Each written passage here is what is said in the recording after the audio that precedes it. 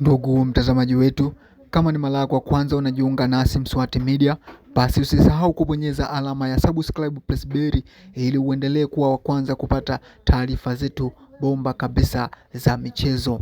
Tunakuangazia taarifa za usajili kunako klabu ya Wekundu wa Msimbazi Simba, ambapo leo hii walikuwa na kikao kizito cha bodi ya wakurugenzi wakijadili mambo mbalimbali yanayohusu klabu hiyo ya Simba Sport. Lakini moja ya ajenda ilikuwa ni kujadili namna gani ya kumpata kocha mkuu. Lakini kwa upande wa Mo Dewji alikuwa anapendekeza jina la Miguel Gamondi ambaye ni kocha wa Singida Black Star na kaimu kocha wa timu ya taifa ya Tanzania Taifa Stars, na hivi mpaka sasa yuko nchini Misri kwa ajili ya kambi ya maandalizi ya timu hiyo ya taifa kuelekea katika michuano ya AFCON.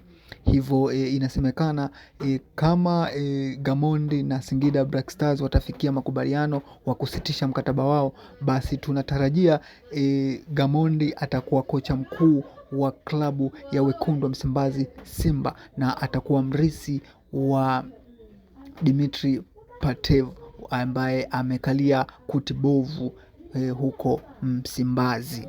Basi ndugu mtazamaji wetu, endelea kubaki nasi Mswati Media kwa kubonyeza alama ya subscribe press bell ili uendelee kuwa nasi. Asante sana.